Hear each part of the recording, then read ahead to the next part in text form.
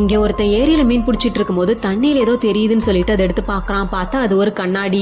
இப்போ அந்த கண்ணாடியை ஓரமா வச்சுட்டு மீன் பிடிக்க போறான். ஆனா கண்ணாடியில இருக்க ரிஃப்ளெக்ஷன் அவனையே பார்த்துட்டு இருக்கு. இவன் அதெல்லாம் தெரியாம மீன் பிடிச்சிட்டு இருக்கான். இப்போ அந்த ரிஃப்ளெக்ஷன் திடீர்னு அவனை பார்த்து பயங்கரமா கத்துது. இதனால இவன் வசியமாகி மீன் பிடிக்கிற கயிறை வச்சு சூசைட் பண்ணிக்க ட்ரை பண்றான். ஆனா அந்த கயிறு டக்குன்னு கட் ஆயிடுது. அவனும் சுயநினைவுக்கு வந்துடுறான். இவனுக்கு இப்போ என்ன நடக்குதுன்னு சுத்தமா புரியல. அந்த மிரர் தான் நம்மள ஏதோ பண்ணுதுன்னு சொல்லிட்டு அதை எடுத்து பார்த்துட்டு இருக்கான். இப்போ டக்குன்னு அந்த ரிஃப்ளெக்ஷன் இவனை மிரருக்குள்ள இழுத்துக்குது. இப்போ மிரர் உலகத்துக்குள்ள வந்தவன் எப்படி வெளியே போறதுனே தெரியாம அந்த காட்டுக்குள்ளேயே சுத்திட்டு இருக்கான். போற இடத்துல நிறைய கண்ணாடியை பாக்குறான். அந்த கண்ணாடியில இருக்க ரிஃப்ளெக்ஷன் ஒவ்வொரு கண்ணாடியா தாண்டி அவன் கிட்ட வருது. உடனே பயந்துட்டு அங்க இருந்து ஓட ஆரம்பிக்கிறான். அப்படி ஓடிட்டு இருக்கும் போது திரும்பவும் ஒரு இடத்துல நிறைய கண்ணாடி இருக்கு. இப்போ அந்த ரிஃப்ளெக்ஷன் கிட்ட உனக்கு என்னதான் வேணும்னு சொல்லிட்டு கேக்குறான். அந்த ரிஃப்ளெக்ஷன் டக்குன்னு அவன் கிட்ட வேகமா ஓடி வருது. அப்படியே டக்குன்னு முழிச்சு பாக்குறான். பார்த்தா அது ஒரு கனவு மாதிரி இருக்கு.